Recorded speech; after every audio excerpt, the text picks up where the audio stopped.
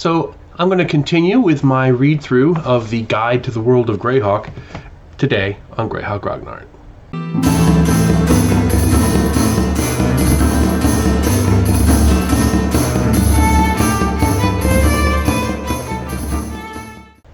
We last left off with the characteristics of the races inhabiting the Flanaess. I know you can't see. There we go.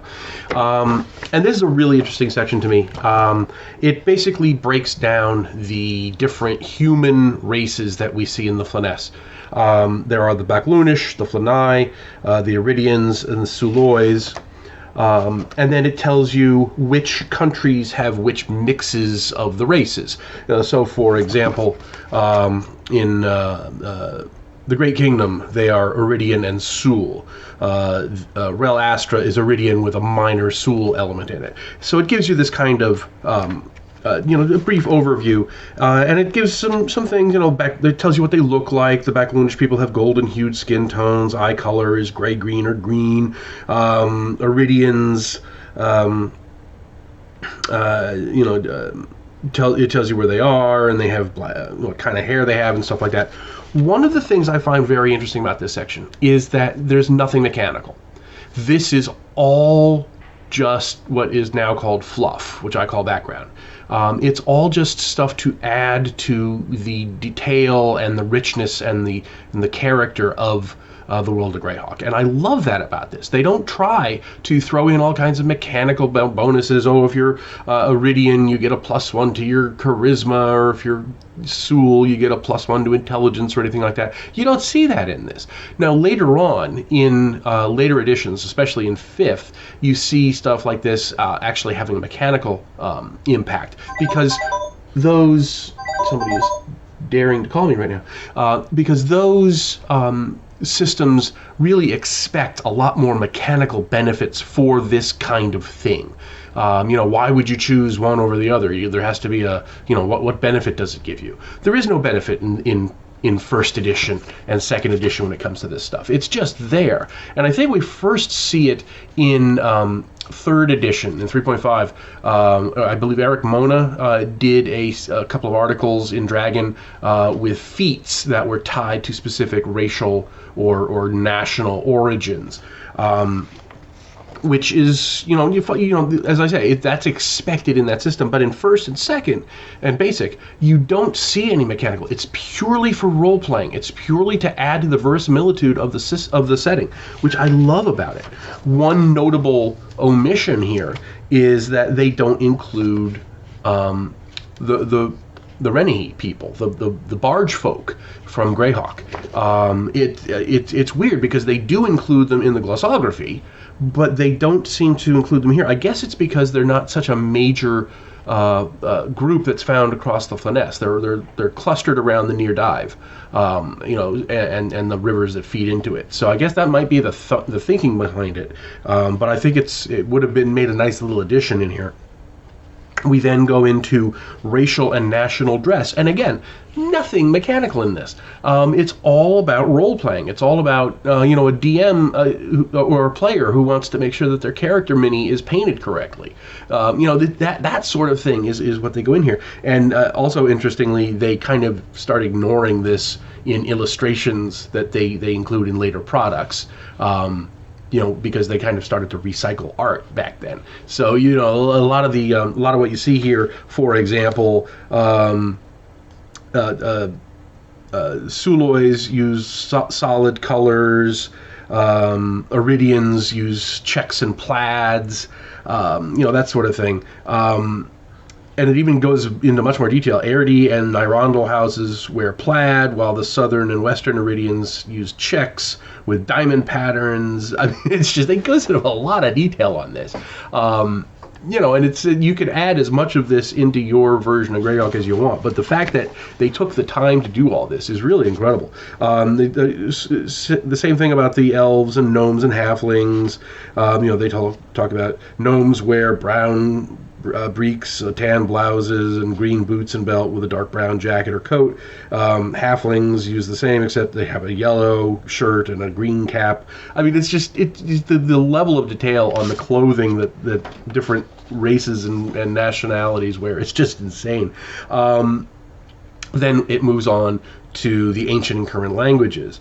This is actually something where you can get, you can have an in-game impact, because if you can speak one of these languages, you might be able to speak to somebody who doesn't speak Common.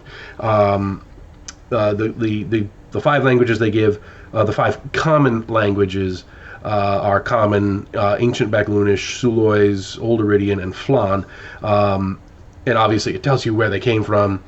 Common is a combination of Backloonish and Old Iridian, which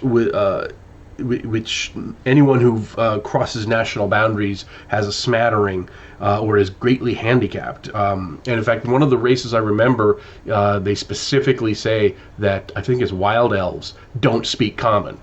So you better be able to speak Elvish or something like that, because they don't speak the Common tongue.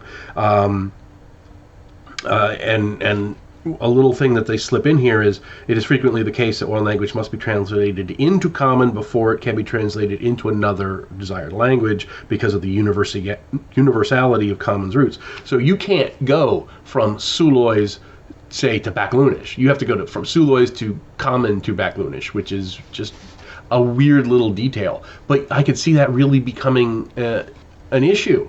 When you're having to translate some ancient text or something like that, and maybe there's an ambiguous translation. In Common it could mean one word or another, and the depending on which one you choose, it could have a completely different connotation and meaning in the translation. So I kind of like that. And then there are minor languages. Feral, which is a secret language spoken by the Iron League. It's like their code language. It's an ancient language that nobody speaks anymore. The Cold Tongue, which is what's spoken by the Sul barbarians in the Thelronian Peninsula. It's based on Sulois with a bit of Flan in there. Kaolandish is a dialect of Old High Iridian, which is a language we don't even hear about before. It's called Old Iridian before, so there's apparently an Old High Iridian as well. Those who speak only Common... it is spoken around Kaolan, obviously. Valondi, Nyrandese, these are all dialects. Nyrandese is primarily used for peasants and shopkeepers. You get this idea that there are, it just adds to the idea that Greyhawk is really a living place, with all this little... I like the messiness about this. The messiness really makes this come alive to me. It's not as nearly neat and proper and easy as it could have been, which I love. A lot of settings, they don't even bother to go into this kind of stuff. It's just Common Tongue is the common tongue that everybody speaks, and that's all you need to worry about. This adds some roadblocks, which is always something that you like, because it makes things harder for the PCs, gives them one more thing they have to overcome. Then we have the portentous runes and glyphs. I actually did a blog post about this a couple of weeks ago. I'll try to put a link in here. The runes and glyphs that are in here kind of changed from... some of them changed significantly from the form that they were in the folio version. This is one of those few times where things changed a lot. Like I say, I'm not going to go into too much detail about it here, because I did go into it in the on the blog, where you can get a little more info on that. So anyway, that ends up the section. Next time we're going to start off with the political divisions and going through the different countries. So anyway, hope you enjoyed this one. Hope you like this series. Let me know what you think in the comments, and I will talk to you later. Thanks for watching today's video. Please remember to hit the like button and subscribe to the channel. Below you'll find links to my Patreon, which helps make these videos possible. You'll also find the web store, where you can buy my books, and my blog, where you'll find all sorts of free downloads and other articles. Thanks, and have a great day.